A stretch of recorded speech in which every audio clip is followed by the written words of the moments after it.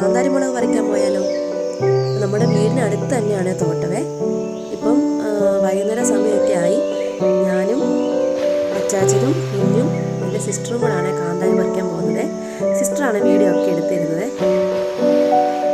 മഴ ആയതുകൊണ്ട് തന്നെ നല്ലവണ്ണം കാട് കയറി കിടക്കുകയാണ്.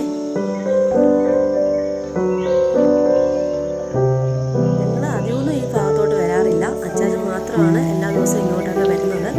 ഞങ്ങളിങ്ങനെ കാന്താരി പറിക്കാനും വിറകെടുക്കാനും അങ്ങനെയൊക്കെ മാത്രമേ ഇങ്ങോട്ട് വരത്തുള്ളൂ. ഇവർക്ക് ചെറിയ പേടിയൊക്കെ ഉണ്ട്.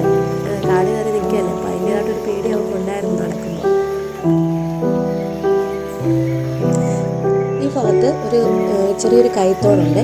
മുകളിൽ താമസിക്കുന്നവർ ഈ വെള്ളമൊന്നും മലിനമാക്കാത്തത് കൊണ്ട് തന്നെ നല്ല ശുദ്ധമായിട്ടുള്ള വെള്ളമാണ് ആ തോട്ടിൽ കൂടെ വരുന്നത്. അപ്പോൾ ഞാൻ പറഞ്ഞല്ലോ, ഞങ്ങൾ അപൂർവമായിട്ട് മാത്രമേ ഇങ്ങനെ ഈ ഭാഗത്തോട്ടൊക്കെ വരാറുള്ളൂ. അപ്പോൾ ആ വരുന്ന സമയങ്ങളിൽ കുഞ്ഞ് വെള്ളത്തിലിറങ്ങി കളിക്കുകയും ഒക്കെ ചെയ്യാറുണ്ട്.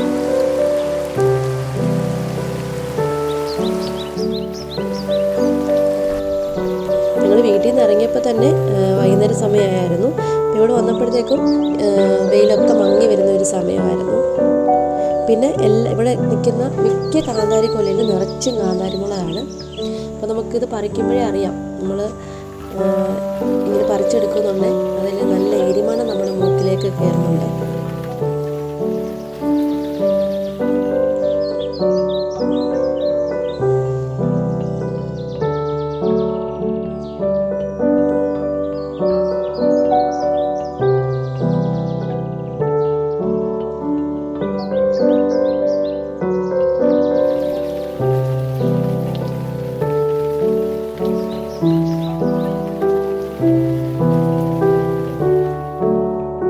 കാന്താരിക്കൊല നിൽക്കുന്നത് അടുത്തടുത്തല്ല നിൽക്കുന്നത്, തോടിന് അക്കരെ ഇക്കരെയായിട്ടാണ് കാന്താരിക്കൊല നിൽക്കുന്നത്. അപ്പോൾ നമ്മൾ അക്കരെ വശത്തുള്ള കാന്താരി മുളക് പറിക്കാൻ വേണ്ടിയിട്ട് പോവുകയാണേ.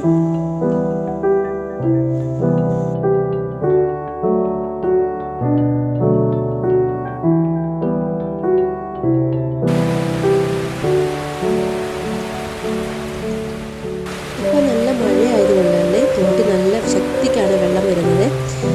അതുപോലെ വേനൽക്കാലമൊക്കെ ആകുമ്പം ഈ തോട്ടിലെ വെള്ളം പൂർണ്ണമായിട്ട് വറ്റാറുണ്ട്. ചെറിയ കൈത്തോടാണെങ്കിലും ഈ കൈത്തോട്ടിൽ ഒത്തിരി മീനുകളുണ്ട്. ചെറുതും വലുതും ഒക്കെ ആയിട്ടുള്ള ഒരുപാട് മീനുകളുണ്ട്.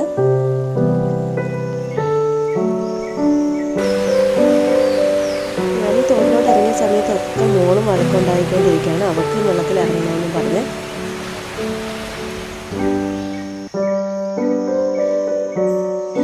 കൊല്ലയിൽ ഇച്ചിരി ഏറെ കാന്താരി ഉണ്ടായിരുന്നു. അതുകൊണ്ട് ഞങ്ങൾ രണ്ടുപേരും ചേർന്ന് ആ കൊല്ലയിൽ നിന്ന് കാന്താരി പറിച്ചുകൊണ്ടിരിക്കുന്നു.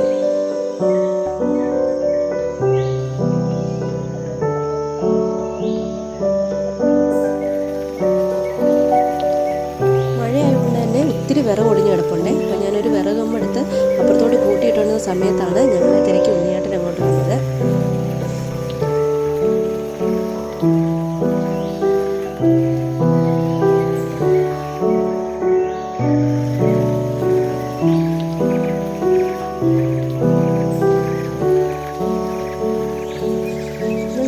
പോകുന്ന ഭാഗത്തെല്ലാം മുള്ളിച്ചെടികളുണ്ട്. തേരത്തിമുള്ളാണ് കൂടുതലും മേൽഭാഗത്തോട്ടാണ് ഈ തേരത്തിമുള്ളത്. അതുകൊണ്ട് ഞങ്ങൾ താഴ്ഭാഗത്ത് നിന്ന് കാന്താരി പറിച്ചു. അച്ചാതെ മാത്രമാണ് മേളിലോട്ട് കയറിപ്പോയി കാന്താരി പറിച്ചത്.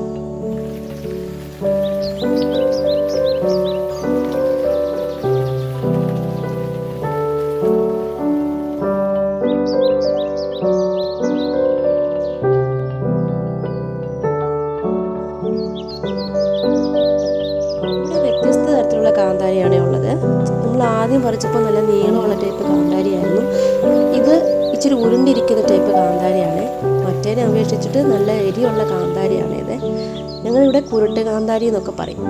നല്ല എരിവാണ് ഈ കാന്താരിക്ക്.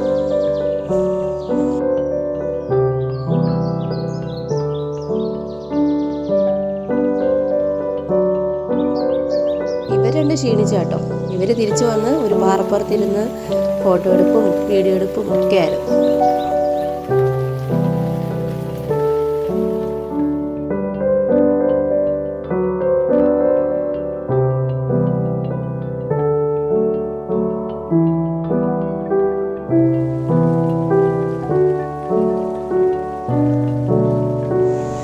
എൻ്റെ കയ്യിലിരിക്കുന്ന ഈ ചെറിയ മുറത്തിനകത്ത് നിറച്ച് കാന്താരി ഉണ്ടായിരുന്നു.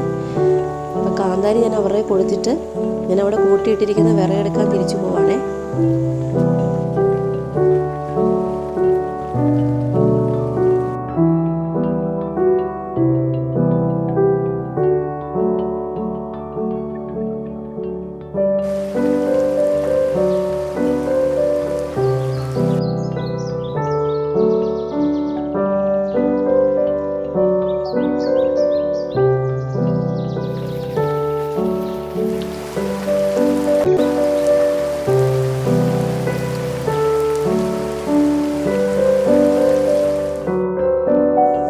നിങ്ങൾക്ക് കാണുമ്പോൾ തന്നെ അറിയാം, ഞാൻ വളരെ കുറച്ച് വിറകെ എടുത്തിട്ടുള്ളൂ. പക്ഷെങ്കിൽ കുറച്ച് വിറകെ ഉള്ളായിരുന്നെങ്കിലും മഴ പെയ്ത് വിറകലെല്ലാം നല്ലതായിട്ട് വെള്ളം പിടിച്ചിരിക്കുമായിരുന്നു. അതുകൊണ്ട് കുറച്ച് ഉള്ളായിരുന്നെങ്കിലും ഭയങ്കര ഭാരമായിരുന്നു. എനിക്ക് ആ വിറക് അവിടെ നിന്ന് ഇങ്ങോട്ട് എടുത്തുകൊണ്ട് വരാൻ പറ്റത്തില്ലായിരുന്നു. അതുകൊണ്ട് ഞാൻ കുറച്ചുകൂടെ വിറകെടുക്കും, താത്തടും വിറകെടുക്കും, താത്തടും അങ്ങനെയാണ് വന്നത്. ഇപ്പോൾ നല്ലതായിട്ട് സന്ധ്യയായിട്ടിരിക്കുകയാണ്. അച്ചാച്ചൻ ഞങ്ങളുടെ മുന്നിൽ വിറകൊക്കെ ആയിട്ട് പോയിട്ടുണ്ട്. അപ്പം ഞങ്ങളും അച്ചാച്ചൻ്റെ കൂടെ വീട്ടിലേക്ക് പോവാണേ.